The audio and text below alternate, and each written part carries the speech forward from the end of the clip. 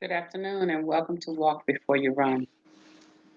Today I want to look at Malachi 4, Malachi 3. And I want to start with verse 7. I know a lot of times verse 8 is read, but I want to start with verse 7. Verse 7 says, Even from the days of your fathers, ye are gone away from mine ordinances, and have not kept them. Return unto me, and I will return unto you, saith the Lord of hosts. But ye say, Wherein shall we return? And I like this first part that says, Even from the days of your fathers, ye have gone away from mine ordinances. You know, we've been disobedient for a long time, going back some days, some months, some years, and been disobedient and not walking like God would have us to walk. But God says, Return unto me, and I will return unto you, said the Lord of hosts. But ye say, Wherein shall we return? You know, sometimes we act like we don't realize we're not living like God would have us to live. We act like we don't realize we're not doing what's right. Verse 8 says, Will a man rob God? Yet ye have robbed me. But ye say, Wherein have we robbed thee? In tithes and in offering. Um, not just in the substance of our living have we not given to God, but even in our living, in our time, in our um, talents, and the things that we can do, we don't even do those things, for the Lord. But 9 says, Ye are cursed with a curse, for ye have robbed me, even this whole nation. Hello. It's good to hear from you, my sister. And, when we think about cursing, when we hear the word curse, we think of maybe a witch's, you know, saying a curse or putting a curse or a spell or hex on you, or we think of someone uh, saying some words that are, excuse me, inappropriate. But we can do some things to cause ourselves not to benefit from the blessings of God. And those things that would cause us not to receive those blessings that are talked about in Malachi 3 is when we are disobedient, when we are slothful, when we are stiff necked or stubborn about some things that God has already asked us to do, leading us to do, leading us to give, and we don't give, we don't do. We are essentially putting ourselves in a position where we don't benefit from being blessed by God. Verse 10 says, Bring ye all the tithes into the storehouse, that there may be meat in mine house, and prove me now herewith, saith the Lord of hosts, if I will not open you the windows of heaven, and pour ye out a blessing that there shall not be room enough to receive it. One thing about God, when you're walking in the path that He has given you, you're doing the things that He has required for you to do, you will see that God can open doors that nobody can shut.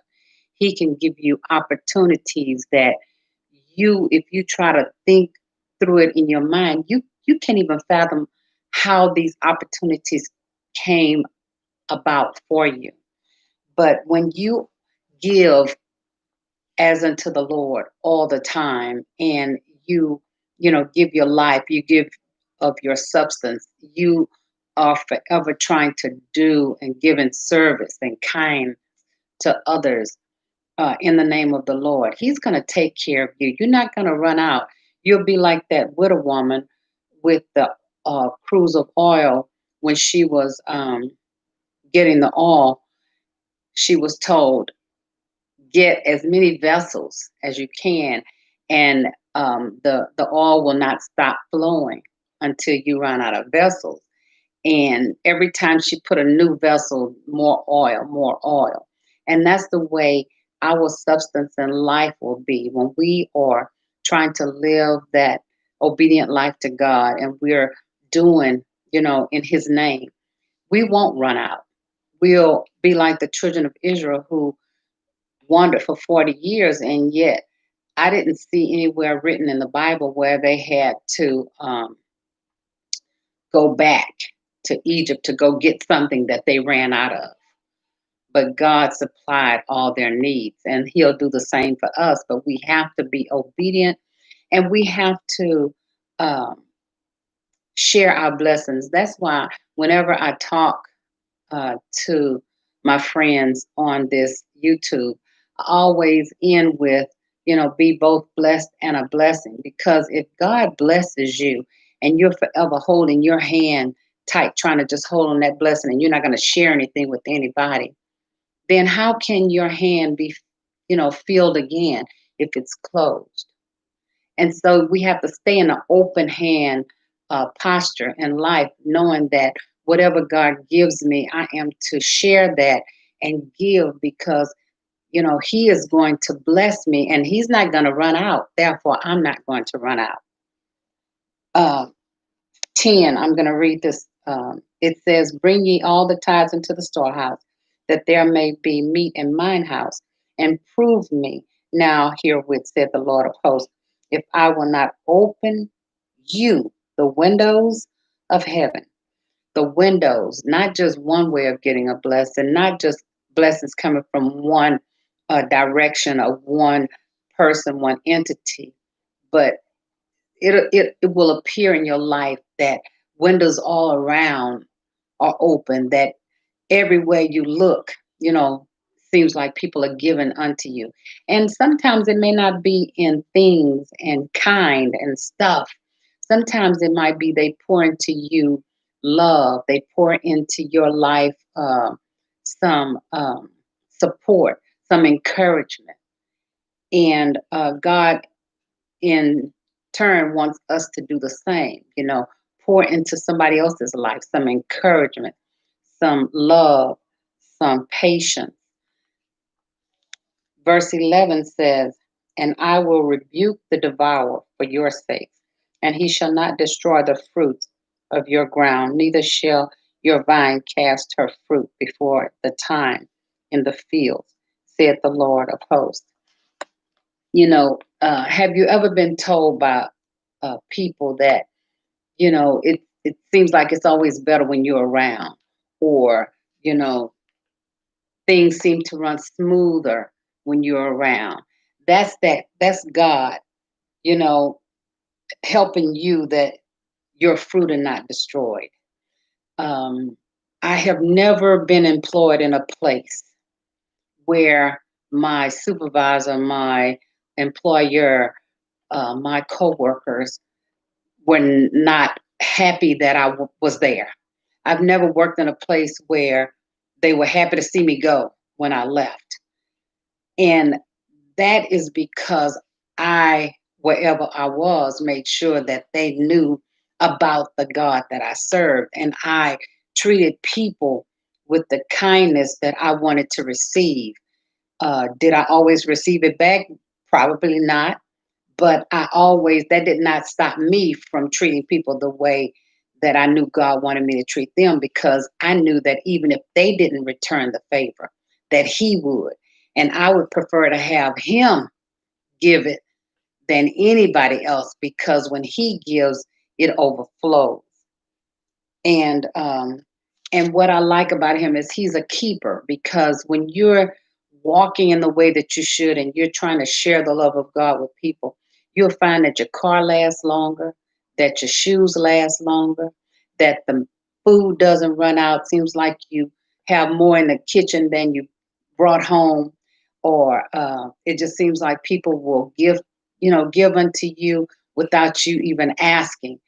But that is that uh, God opening up the windows of heaven and pouring you out a blessing, that there shall not be room enough to receive.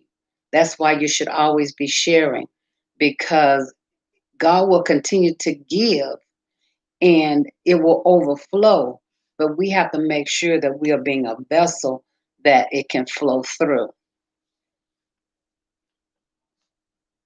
11 says, and I will rebuke the devourer for your sake, and he shall not destroy the fruit of your ground, neither shall your vine cast her fruit before the time in the field, said the Lord of hosts. 12 goes on to say, and all nations shall call you blessed, for ye shall be a delightsome land, saith the Lord of hosts. That's my favorite part that I'm going to stop with. Because people will see the blessings that God is bestowing upon you. They will see it. You don't have to tell anybody. You don't have to go shout it from the rooftop. They'll be able to see that God is keeping you, that you are blessed. They will be able to see why you are called blessed.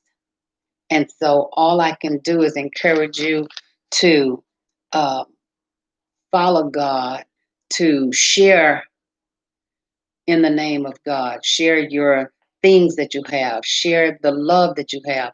Share the food that you have. Share the encouragement that you're given.